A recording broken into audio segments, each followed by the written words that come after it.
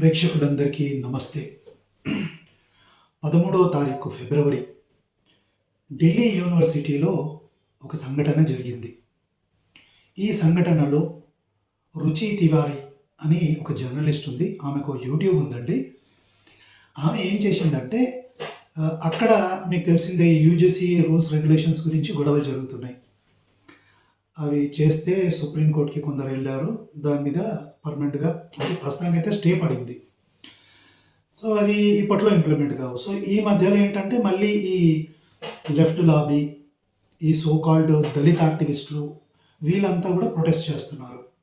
So ఈ 13వ తారీఖున ఆ ప్రొటెస్ట్ అక్కడ ఢిల్లీ యూనివర్సిటీలో నడుస్తుంది. మీకు తెలుసు కదా, ఇట్లా అంటూ ఉంటారు కొందరు. తర్వాత సిగరెట్లు తాగుతూ ఉంటారు. తర్వాత మగాళ్ళలో తెలియదు, ఆడవాళ్ళలో తెలియదు, ఈ టైప్ ఎవరో కొందరు వోక్ ఉంటారు. అంటే కమ్యూనిజం అంటారు కదా, వోక్, కమ్యూనిస్టు, నికృష్ట బ్యాచ్ ఒకటి ఉంటుంది కదా.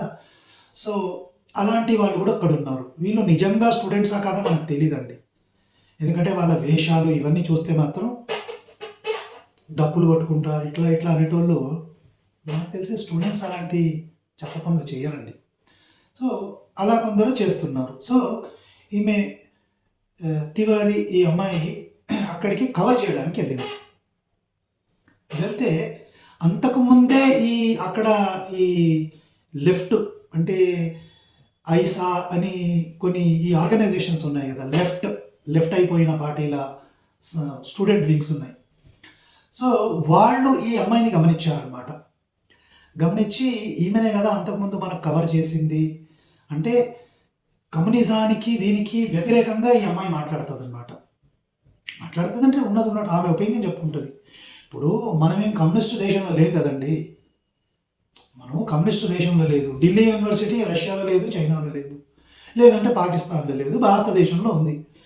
సో భారతదేశంలో ఉన్న ఒక అమ్మాయి రుచి తివారీ, ఆమె తన ఒపీనియన్ చెప్పుకోవచ్చు. కవర్ చేస్తూ వీళ్ళు ఇలాంటి వాళ్ళు అని చెప్పుకోవచ్చు. ఆమెకు ఆ హక్కు ఉంది. సరే అనుకుందాం, పాకిస్తాన్లో పోయి ఈమె చేస్తే అది జిహాదీ దేశం కాబట్టి అక్కడ అలా మాట్లాడకూడదు. బట్ మనం ఇండియాలో ఉన్నాం. సో ఈ అమ్మాయిని గమనించి నీ పేరు చెప్పు, పూర్తి పేరు చెప్పు, ఈమె బ్రాహ్మణు అంటే ఈమె బ్రాహ్మణ అమ్మాయి అని ఆమెను గుర్తుపట్టి మొత్తానికి ఏం చేస్తారంటే ఒక 100 మంది కూడా వచ్చారంట. బట్ మనకు ఆ వీడియోలో ఏంటంటే కనీసం ఒక 10 మంది అట్లా ఆ అమ్మాయిని చుట్టేసి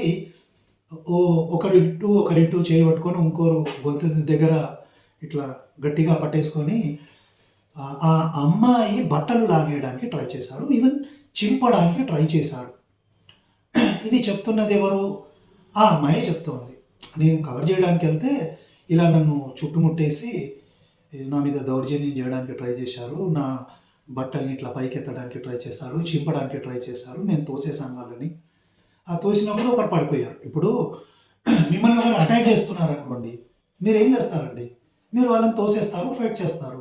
ఫైట్లో మిమ్మల్ని కొట్టడానికి వచ్చిన వాళ్ళు పడిపోతే అది డిఫెన్స్ అవుతుంది, కానీ అదేం అటాక్ కాదు కదా. That is defence. సో ఎవరైనా డిఫెన్స్ చేసుకోవచ్చు. సో ఇట్లా అనే బ్యాచ్ మొత్తానికి ఏంటంటే ఈ అమ్మాయి కూడా వెళ్ళి పోలీస్ స్టేషన్లో కంప్లైంట్ ఇచ్చింది. దాంట్లో ఎవరైతే ఇద్దరు ముఖ్యంగా ఉన్నారో వాళ్ళని అరెస్ట్ చేశారు. కోర్స్ ఇక్కడ మీకు తెలిస్తే ఈ యాంటీ నేషనల్ వింగ్ ఒకటి ఉంటుంది, భారతదేశాన్ని ప్రేమించే వింగ్ ఒకటి ఉంటుంది. సో మీరు అనొచ్చు రైట్ వింగ్ లెఫ్ట్ వింగ్ అనొచ్చు కదండి అంటే, నేను రైట్ లెఫ్ట్ మీద నాకు నమ్మకం లేదండి. ఇట్లా అని చైనా ఓడి ఉచ్చలాగే క్యాండిడేట్లు, లేకుంటే జిహాదీలో వచ్చేలాగే ఈ క్యాండిడేట్లు, వాళ్ళను నేను లెఫ్ట్ వింగ్ అన్నా. వాళ్ళు భారతదేశానికి వ్యతిరేకంగా ఉన్నారు కాబట్టి యాంటీ ఇండియా అంటాను నేను. సో వాళ్ళ మీద కేసులు బుక్ అయ్యాయి. ఇద్దరిని అరెస్ట్ చేశారు. ఎఫ్ఐఆర్ కూడా బుక్ అయింది, ఆల్రెడీ కన్ఫర్మ్ అయిపోయింది. సో ఇది అక్కడ జరిగింది. సో మీరు అడగొచ్చు, ఎందుకంటే మీరు దీని గురించి మాట్లాడుతున్నారు అంటే, మాట్లాడాలి కదండి.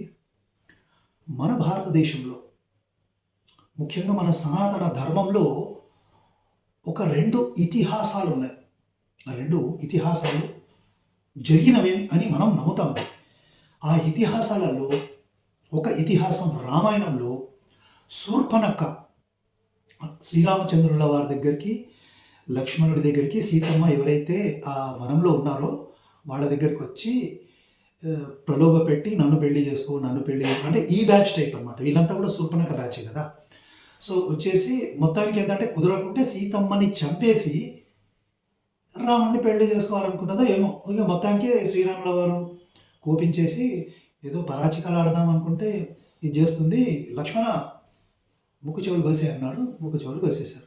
అల్టిమేట్లీ ఈ శూర్పణఖని మళ్ళీ ఆ రావణాసురుడి దగ్గరికి వెళ్ళి ముక్కు చెవులు కోసినందుకు కాదు, అది కూడా చెప్తే రావణాసురుడు పట్టించుకోలే. మొత్తానికి ఏంటంటే రావణాసురుడు ఎప్పుడు సీతమ్మ మీద దృష్టి పెట్టాడంటే సీతమ్మ చాలా అందంగా ఉంటుంది, నీకు భార్యగా ఉంటే బాగుంటుంది అని రావణాసురుడిని రెచ్చగొడితే ఈ రావణాసురుడు వచ్చి సీతమ్మని ఎత్తికెళ్తే ఆ యుద్ధం జరిగింది. సో మొత్తానికి ఏంటంటే స్త్రీల జోలికి వచ్చి వాళ్ళను ఇన్సల్ట్ చేయడము, వాళ్ళని చంపడానికి ప్రయత్నం చేసినప్పుడే ఈ రాక్షసుల మీద యుద్ధం జరిగింది రామాయణంలో. ఆ రాక్షస జాతి అంతా నశించిపోయింది. తర్వాత మహాభారతంలో కూడా పాండవులు, కౌరవులు పాలేవాళ్ళు అంటారుగా, పాలవులు అంటారు. సో మొత్తానికి ఏంటంటే ఆ జూదం ఆడారు, ఇవన్నీ జరిగాయి. ద్రౌపది అమ్మని తీసుకొచ్చి ఈ దుశ్శాసనుడు చీరలు లాగడానికి ట్రై చేశాడు. ఆమె చేసుకున్న పుణ్యం, ఒక ఋషి పెట్టిన ఆశీర్వాదం ఉంది. ఆ ఆశీర్వాదమే ద్రౌపదమ్మని కాపాడింది. సో మొత్తానికి ఏంటి,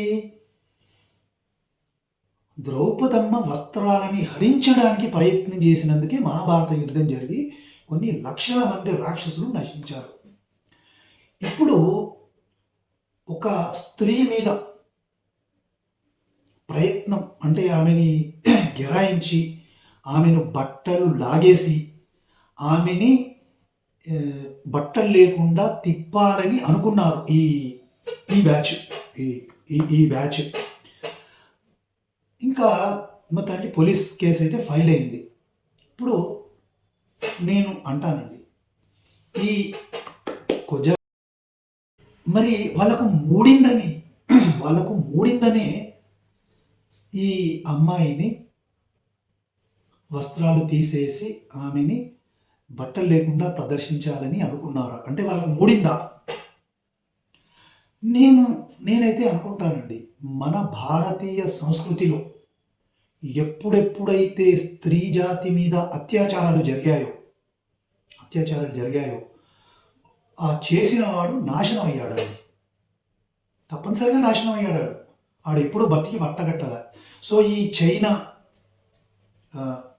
లేకుంటే జిహాదీ కొజ్జా బ్యాచ్ ఎవరైతే ఉన్నారో ఈ బ్యాచ్ వీళ్ళకు మూడిందా? ఎందుకంటే మూడితేనే ఇలాంటి ఆలోచనలు వస్తాయండి. ఇప్పుడు ఒక బ్రాహ్మణ అమ్మాయి అనుకుందామండి, అంటే ఆమెకు గౌరవం లేదా? వీళ్ళు హ్యుమానిజం గురించి మాట్లాడతారు కదండి, హ్యుమానిజము, అన్యాయం జరిగింది అంటే ఈమెకి అన్యాయం జరిగితే అది లెక్కలోకి రాదా అది?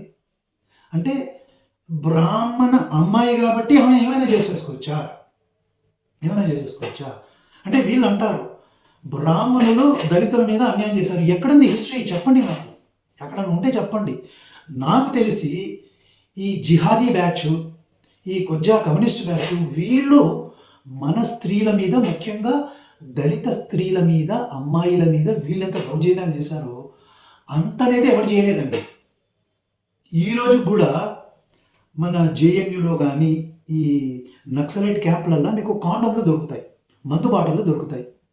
మరి ఈ వెధవలు మందు బాటలు బాటలు దొరుకుతున్నాయంటే మందు కొడుతున్నారుగా ఈ దరిద్రులు, ఈ రాక్షస బ్యాచ్.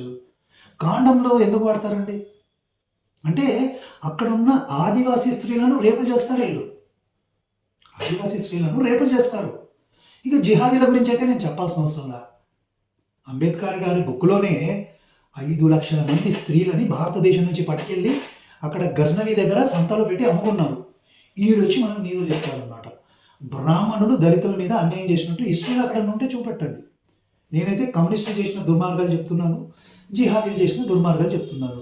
ఈ బ్యాచ్ వచ్చి మనకు నీతులు చెప్పడం కామెడీ ఇది. పెద్ద కామెడీ. సో మరి బ్రాహ్మణులు ఏం చేయలేదు. పోనీ అనుకుందామండి, బ్రాహ్మణులు ఎప్పుడో దళితులకి అన్యాయం చేశారు. ఈ అమ్మాయి ఏం చేసిందండి? వాళ్ళు చేస్తే ఈ అమ్మాయి ఏం చేసింది? ఈమె చేయలే కదా.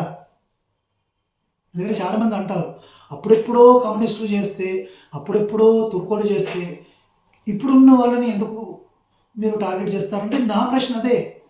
ఎప్పుడో బ్రాహ్మణులు చేస్తే ఈ అమ్మాయి మీద ఎందుకు పడ్డారు? ఆమె బట్టలు తీసి ఆమెని ఇన్సల్ట్ చేయాలని ఎందుకు అనుకున్నారు? అది నా క్వశ్చన్, వ్యాలిడ్ క్వశ్చనే కదా. సో మన దేశంలో ఒక కల్ట్ తయారైంది. ఇది కమ్యూనిస్ట్ జిహాదీ కల్ట్. ఇది దీనివల్ల మనకు, మన రాబోయే సంతతికి, మొత్తానికి భారతదేశానికే చాలా పెద్ద ప్రమాదం అవుతుంది. మరి గవర్నమెంట్ స్ట్రిక్ట్గా వీళ్ళ మీద యాక్షన్ తీసుకుని ఈ కల్ట్ని పట్టి జైల్లో వేసి వాళ్ళకు బ్రెయిన్ వాషింగ్లు చేసి వీలైతే తీవ్రవాదాలు ఉన్న వాళ్ళని ఎన్కౌంటర్ చేసేస్తే అప్పుడు మన భారతదేశం కొంచెం సేఫ్ ఉంటుందని నా భావన. మీరు ఏమంటారో కామెంట్ రూపంలో తెలియజేయండి ప్రేక్షకులు. వీళ్ళ నాశనం కూడా నిశ్చయమా కాదా కూడా కామెంట్ రూపంలో తెలియజేయండి. సో ఈ విషయం నేను చెప్పాలనుకున్నాను. మరో మంచి వీడియోతో మళ్ళీ కలుద్దాం.